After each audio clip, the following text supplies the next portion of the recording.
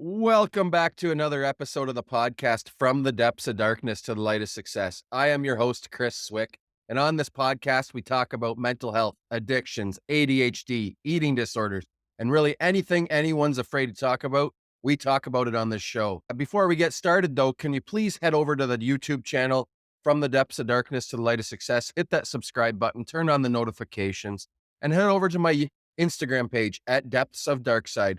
Get great tips for mental health, ADHD, and a good insight on my life and some more great things to go on with the podcast. But before we get started, I believe everyone's story is valuable at the end of the day. Doesn't matter what walk of life we come from. You're all welcome on this platform. With no further ado, I'd love to introduce you to my next guest. Actually, a former guest, another one that's come back on the show again. She was on about a year ago to this date, actually. But I'd love to introduce to you guys Juliana Campbell again for anyone that doesn't know her. She's an influencer from out in the Calgary, Alberta area, and she has an amazing story. You want to take it away and let them know a little bit about you for the people that don't know you, Juliana? Of course. Thank you. I'm Juliana. I run daily.juliana on Instagram and I talk about just normalizing, loving your body, eating disorder recovery, mental health, ADHD, anything that most people find is taboo. I talk about it. So just want to get everyone comfortable with being yourself and living in your body. All about just being yourself, showing yourself that self-love so you can show that love and spread that kindness and compassion and empathy to others. But it all starts within you before you can spread that out to everyone else. And how I wanted to ask you a question off the hop though. How have you grown since being on my podcast last? I think that I've just matured a little bit more and I used to just run my Instagram for fun and now I think I'm taking it a little bit more serious. Like I actually wanted to do it as a full-time job. So I think I've just taken myself a little bit more serious and just have put more trust in myself. I think I had a lot of imposter syndrome and now I just know my worth and what I'm here to do and I don't think anyone put me down for that. So I just think I've gotten stronger. And I love that you bring up imposter syndrome. It's huge, especially in a creator community or with anyone that's creating things or doing things. But you got to believe in yourself. Even to this day, I still, what is someone going to think about me? Or what is this really good enough for the people and stuff like that? Who cares what everyone thinks, people? Do it for you, do it for yourself. And if no one likes it or if you get bashed about it, who cares? Put those people on the back burner. Those people aren't meant to be in your life and they're just trolls. True. Anyone can have an Instagram account, so anyone could troll you. Exactly, and you just gotta learn to drown out those sounds in the background or those voices and stuff telling you you're not good enough, because Yeah. you are good enough, people. Exactly. So what is happiness to you, Juliana? Oh, that's actually funny. I actually have the word happiness tattooed on me. I think happiness is more of a state of mind, to be honest with you. I think that happiness comes from within, and I think everyone can decide if they wanna be happy or not. Because you can wake up in the morning and be like, "Do I wanna have a good day?" And if you say yes, then you'll make that happen. So I think it's honestly just a state of mind because nothing or no one should make you happy. You should just be happy. With the word bliss, you should live in total bliss where nothing, no one, or anything can change you. Your environment doesn't matter. It's all within you. I love it, and no one can change you but you. If you wanna make changes in your whether it's when your mental health, with your eating, with whatever it is you're doing, your size, those types of things, it's all within you. It all starts with you, and I love that you say that. We bring it back to it starts within you. It's all within you to make those changes, and anyone can make those changes if you really want them. You just gotta dig deep. You gotta want to make those changes. You gotta change your mindset on things. It takes time. It takes 21 days, they say, to form a new habit. You just gotta be consistent. Consistency is key in this too.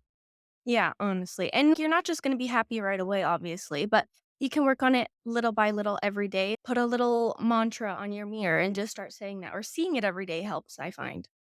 And with my ADHD too, I love that you say putting something on your mirror.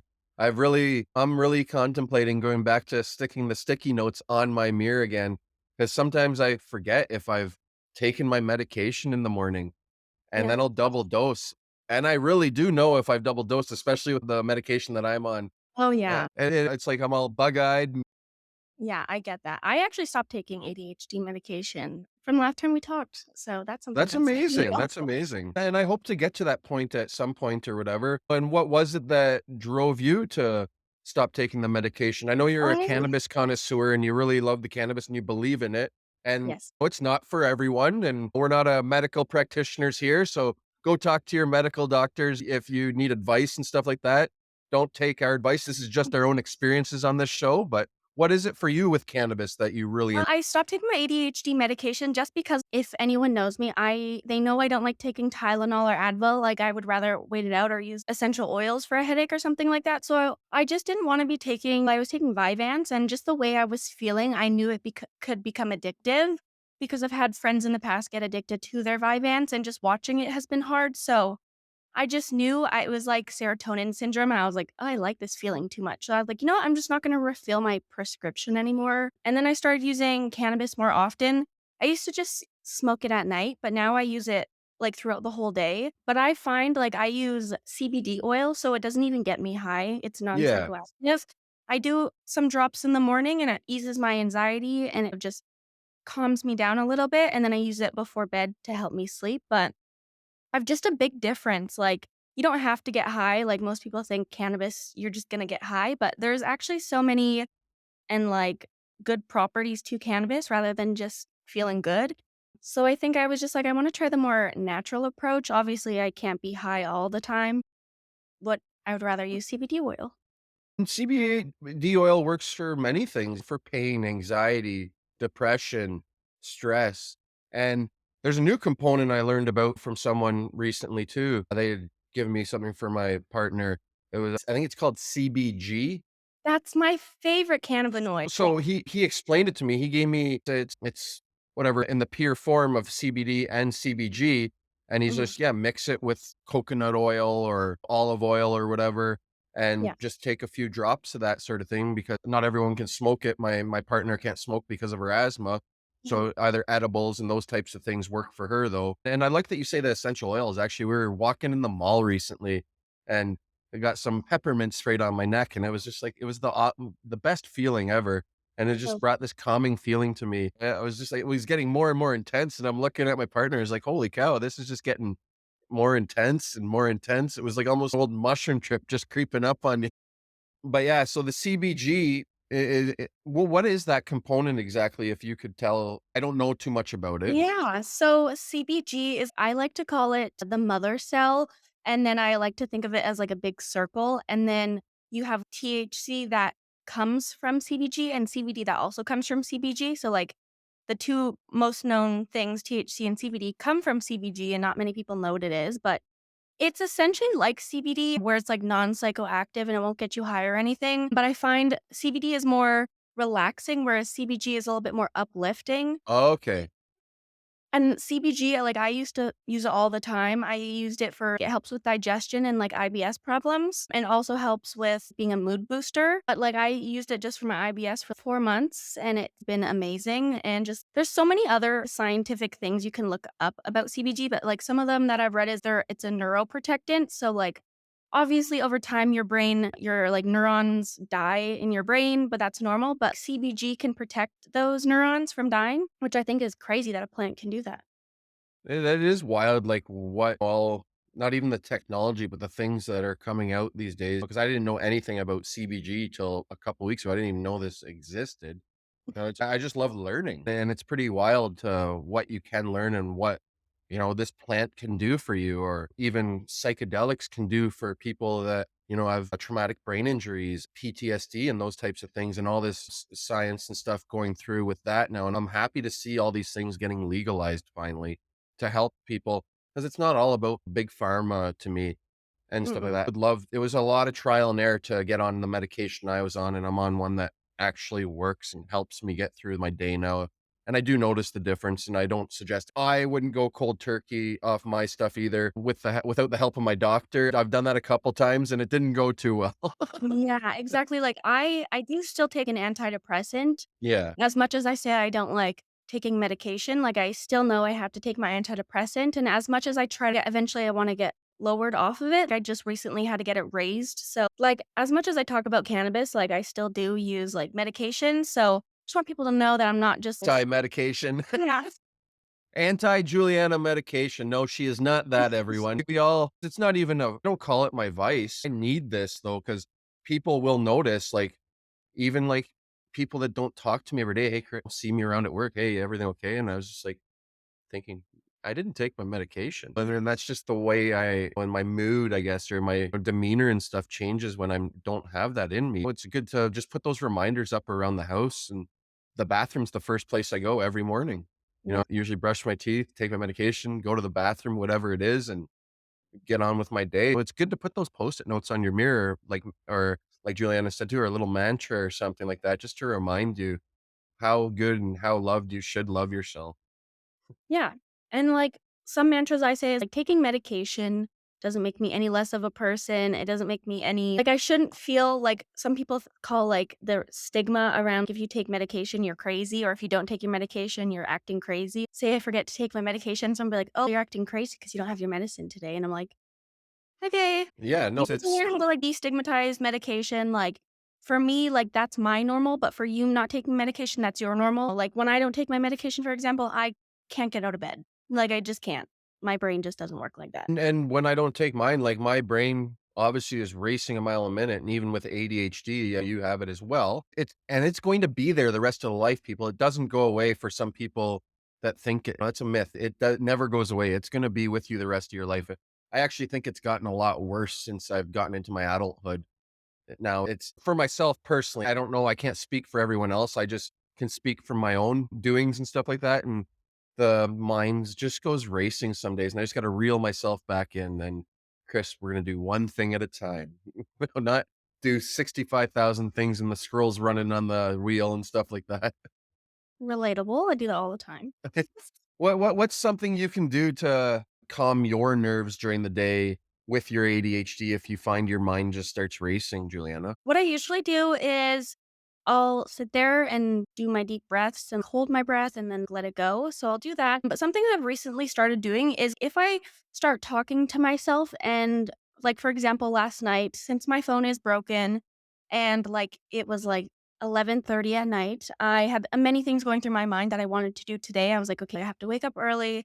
I have to get my phone fixed. I have to do all these things. But so I decided to sit there and just breathe and then say out loud, even if I could get my phone fixed, like, I can't. It's late at night, so I should stop thinking about it because there's literally nothing I can do about it, and it's not like I'm gonna be taking a bunch of content photos at 11:30 at night.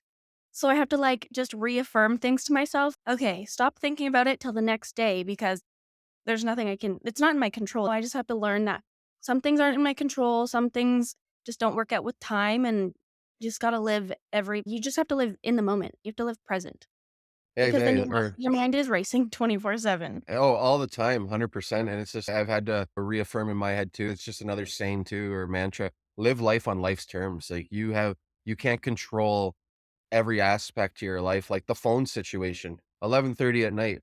There ain't no Apple store or phone store open at 11:30 at night that I know about yet, but maybe there is. Someone can pipe up some in the comments or send me a message, but I haven't found one yet either. So yeah, you're right. It's nothing it's out of your control. Technology is gonna break. It's not like a forever thing. Yeah, and, like, I notice that when my technology breaks, that's when I get the most eerie and most stressed, like, I need to do something right now. Like, for instance, like, I put like, water got on my laptop a couple months ago, and I just, like I was, like called my work, I was like, "I'm gonna be late, I have to go to the Apple Store right now." And I was like now I think about it, I'm like, "I didn't have to go right now." You got I this think like my mind anxiety running through you. is like, "Oh my god, you have to get it fixed." Oh, no, and I'm the same way, like, it needs to be fixed right now, Yeah. but that's when things go wrong, and more things go wrong and start snowballing when you need to do this right now. Meanwhile, it's not something that's very important. A Yeah, and then laptop or a phone can wait. yeah, like, I try to pretend if I was, like, the person working at that Apple Store, I pretend if I was dealing with myself. So I'm like, "Okay, how would I want to treat the employee?" Because, like, I work in customer service, so I now know how people can be so rushy and, like, and rude, so I always try to remember, "Okay, imagine if I was the person working, how would I wanna be treated?" So I try to, like, really slow down, and if, like, things don't go my way, I'm, like, learning how to be like, "Okay, that's fine." Just, like, learning how to walk away, and one thing I've been saying in my head every single day if something doesn't go my way is that it has nothing to do with me. I think I just take things personal sometimes, so I have to learn that things it doesn't have to do with me. I just have to keep repeating it. It doesn't have to do with me. It doesn't have to do with me. Exactly. Just talk, that positive self-talk, but not make it so toxic either though. Like there's a fine line between positivity and then toxic positivity too. Yeah, like, you're not supposed to be happy 24/7, like, humans were, like, made to be in survival mode, so we're not naturally supposed to be happy. Exactly. And when I've been guilty as charged with that for many years too. And I got to catch myself and show every aspect of my life. If I'm going to show you, this is the way it is too. It's not just all peaches and cream or rainbows and unicorns online as well. I show both sides. Yeah. So what are your hopes and your concerns for your community or our country with the rise of mental health issues and concerns going on? I just hope, like, I've seen a lot more recently, but, like, more free or accessible mental health, like counseling or just, like, support. Like, in Calgary or I guess Alberta, like, we do have a crisis line that's 24 hours a day, and it's actually by our therapists, where in most cases, like, most hotlines are volunteers. That I've actually found that out. I had no idea that was a so just more resources that are actually from trained professionals, more accessible, and just like for people who don't have the funds, something that they can use because like it's always terrible to see like someone who cannot afford therapy and then you can just see how they're spiraling and you're like if they just had this like therapist or if they had these resources like their life could get a lot better and they would feel a lot better but it's just not there and I don't understand why and no one would wanna just help someone. To me, I'm just like, "Let's just help everyone," and I'm like, I don't understand why there's no resources for it all the And I'm on board with you there too. Like even in Ontario here, same thing. I know it's provincial everywhere within our country, but there needs to be changes right across the board from coast to coast. There's so much funding going to things that don't need the funding right now. Like our funding needs to be whether it's in addictions and mental health, really like there we have a big other epidemic going on there. Like I talk to friends that have mental health and mental illness issues and stuff like that too. And going to the hospital talked about this on a recent episode and the nurses, like, it just baffles me because this isn't the first time I've heard it though, but really recently in the city I live in here, like, someone went to the hospital and the nurses are they can overhear, but talking loud enough where they're basically making fun of the patients that are in the mental health area, and they're there to get help, but they're told, "Oh, we can't get you in, or you gotta go on the waiting list. It's gonna be 6 months before you can see someone." That's life or death to someone sometimes. They're there to get help now, not in 6 months. So if you're going through a suicidal episode or suicidal ideation and stuff like that, and you need the help now, not in 6 months or 5 months or 3 weeks. Yeah. You can't wait. No, it's crazy because, like, I remember that happened to me. I felt like I was having a panic attack for 3 days, and this is before I knew that I had anxiety or anything, or I was, like, diagnosed with it, and I tried to go to my doctors, and they were like, "Oh, it's gonna be, like, 3 weeks." And I was like, "I need to be in today."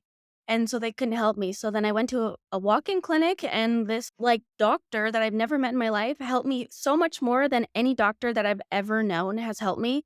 So from that moment I would just switched over to him as my doctor, but like it's crazy like you can't get into doctors fast enough. Like the wait lists are insane. Like I'm supposed to get my tonsils out. It took me over a year to even see the doctor and now I'm on a wait list to even get the surgery and like it's hard for me to breathe. So it's just like even like other medical things, not just mental health, so many things have been slowed down.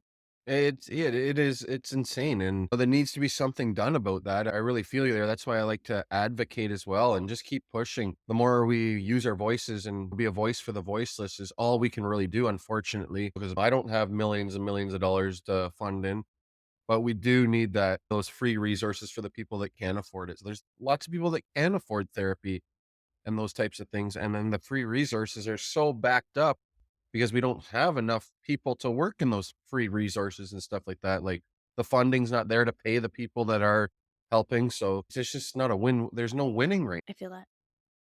So how are you currently growing personally at this moment, Juliana? I think I've been growing more, like, spiritually, like, I have been doing a lot more meditation and a lot more, like, inner work, like, journaling and everything, so I think I'm finally discovering more of, like, who I am because for so many years, because of my eating disorder and, like, my people pleasing, I just wanted to be like everyone else. So I felt like I wasn't really unique because I was just following what everyone else was doing. But I think I've just been becoming more me and letting people's opinion not matter as much every day. So I think that's how I've been growing the most. And just, I used to measure like success and like how much money I'm making and everything. But now I'm like, how happy am I? How many days off am I getting? Like, how can I spend time with my dogs more and like Mateo and everything? So it's just like putting my focus more into things that I like and I enjoy and people I love rather than just doing things because I don't want to.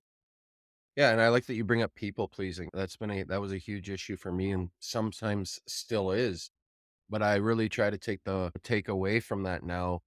And like, why did I just do that? What did I get out of that? Did I get anything out of that? No.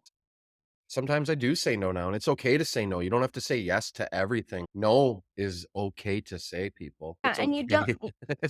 and, like, when you say no, people don't like, you don't have to give them an explanation. No should just be good enough. That's what I've learned, like, you don't need to give someone a reason or you don't have to make an excuse up. You can just say no or I wanna leave kinda thing.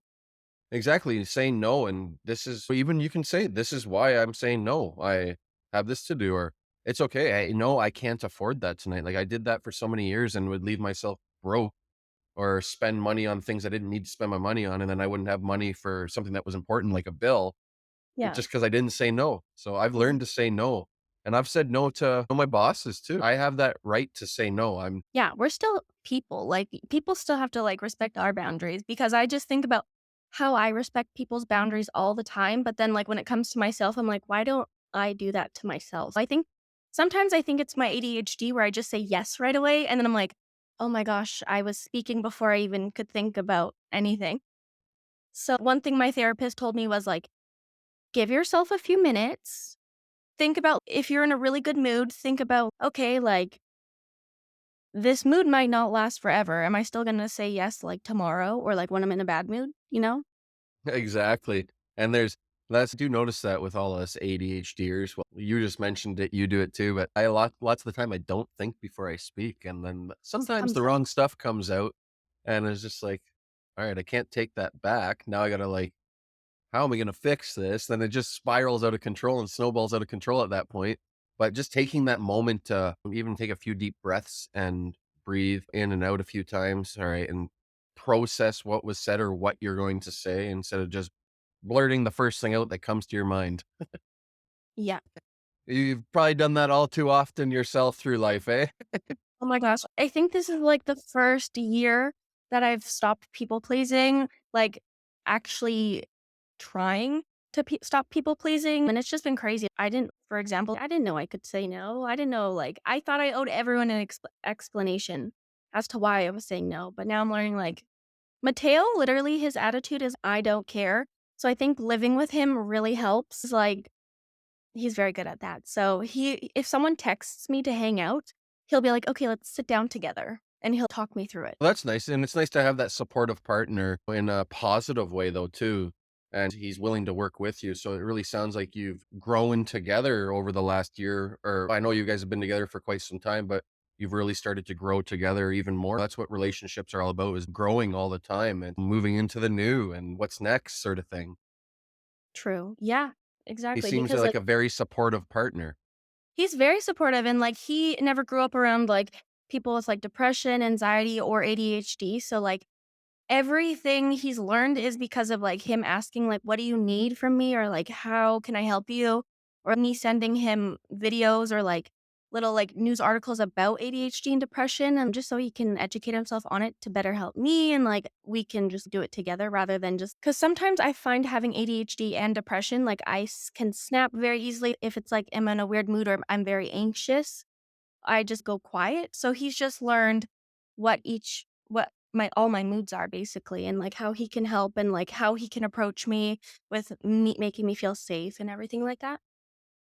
He's learning your love languages. He is. So, what's the benefit of connecting with people who have a different skill set from you?